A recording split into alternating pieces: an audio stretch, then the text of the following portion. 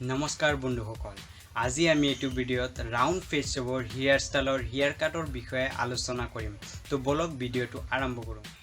আৰু যদি আপুনি ফেস শেভৰ বিষয়ে নাজানে তেতিয়াহলে আপুনি আই বটনত ক্লিক কৰি ফেস শেভৰ বিষয়ে তাত ভিডিঅ' দিয়া আছে হেতু দেখিব পাৰে নহলে মই তলত ডেসক্ৰিপচনত লিংক দি দিম সেই লিংকটোত গৈ আপুনি ভিডিঅ'টো চাই ল'ব তেতিয়াহলে আপুনি ফেস শেভৰ বিষয়ে গুটেইখিনি জানি ল'ব পাৰিব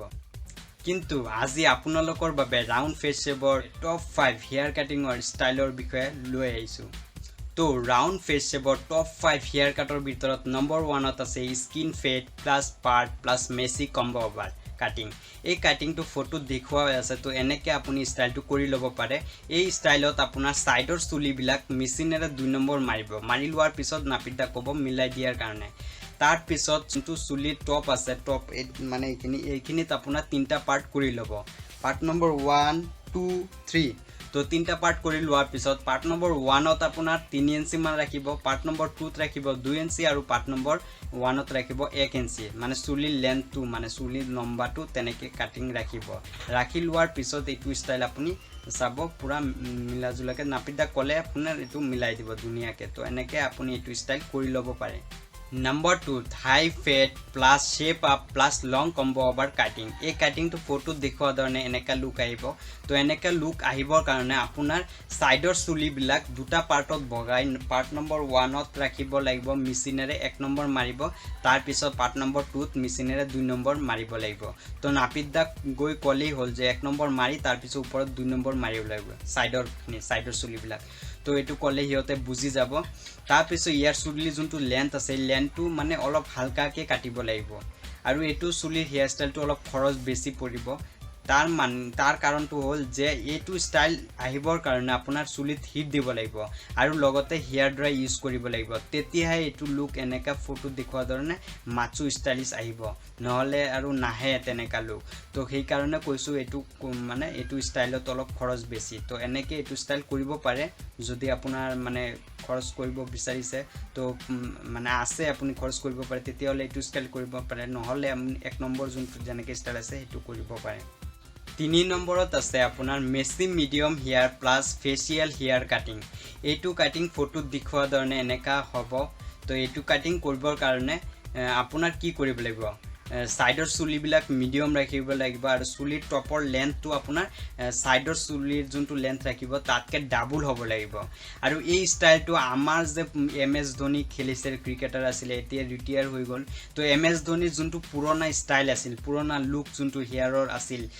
পুৰণা হেয়াৰ কাটিং যোনটো আছিল ধোনিৰ পুৰা দীঘল চুলি আছিল তো ফটো দেখুৱাই আছে তো এনেকা যোনটো ষ্টাইল আছিল লুকটো তো এইটো ষ্টাইল এনেকা ধৰণৰ হ'ব আৰু এইটো ষ্টাইল কৰিবৰ কাৰণে আপোনাৰ চুলি কিটা দীঘল কৰি ল'ব লাগিব দীঘল কৰি লোৱাৰ পিছত আপুনি এইটো ষ্টাইল কৰি ল'ব পাৰে 4 নম্বৰ ষ্টাইলিশ কাটিংটো হ'ল হাই স্কিন ফেড প্লাস লং কম্বো ওভাৰ কাটিং এইটো কাটিং ফটো দেখুৱা ধৰণে লুকটো আহিব এইটো লুক আহিবৰ কাৰণে আপোনাৰ সাইডৰ চুলি বিলাক দুটা পাৰ্ট কৰি ল'ব লাগিব দুটা পাৰ্ট কৰি আপোনাৰ পাৰ্ট নম্বৰ 1ত আপোনাৰ 0 মাৰিব লাগিব মেচিনেৰ আৰু পাৰ্ট নম্বৰ 2ত মেচিনেৰে 2 নম্বৰ মাৰিব লাগিব মাৰি লোৱাৰ পিছত নাপিতদা কলি এটো মিলাই দিব আৰু এটো চুলিৰ যোনটো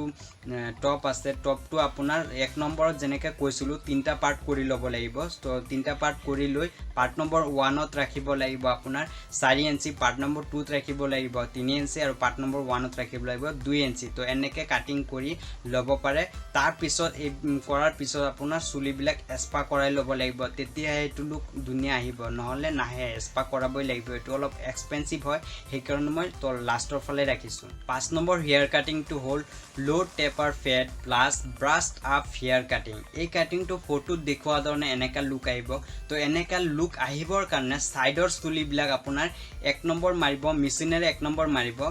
মাৰি লোৱাৰ পিছত নাপিতদা ক'ব মিলাই দিয়াৰ কাৰণে আৰু তাৰ পিছত চুলি যোনটো টপ আছে টপৰ লেন্থটো আগৰ ভিডিঅ'ত দেখুৱা ধৰণে তো পাৰ্ট তিনটা পাৰ্ট কৰি ল'ব পাৰ্ট নম্বৰ 1ত আপোনাৰ ফেসৰ যিমানখিনি লেন্থ ৰাখিব লাগে ইমানখিনি ৰাখিব আৰু পাৰ্ট নম্বৰ 2ত আপোনাৰ মিডিয়াম লেন্থ ৰাখিব আৰু পাৰ্ট নম্বৰ 3ত আপোনাৰ পিছফালে যোনটো চুলি আছে তো পিছফালে চুলিৰ লগত মিলাই কাটিবৰ কাৰণে ক'ব তো এনেকা যদি নাপিতদা কয় তো নাপিতদা বুজি কাটি দিব তো তাৰ পিছত আপোনাৰ হেয়াৰ ড্ৰাই কৰিব লাগিব আৰু আপোনাৰ চুলিত হিট দিব লাগিব তেতিয়া এটো লুক আৰু সেক্সি ষ্টাইলিশ লাগিব ভিডিঅ'টো যদি সম্পূৰ্ণ চাইছে তেতিয়াহ'লে সকলোখিনি বুজি পাব আৰু যদি স্কিপ কৰি চাইছে তেতিয়াহ'লে একো বুজি নাপায় আৰু আপুনি যদি মোৰ চেনেলত আজি নতুন আহিছে তেতিয়াহ'লে সাবস্ক্ৰাইব কৰিব নাপাৰিব কাৰণ আগন্তত আৰু ভাল ভাল ভিডিঅ' মই আনিবলৈ চেষ্টা কৰিম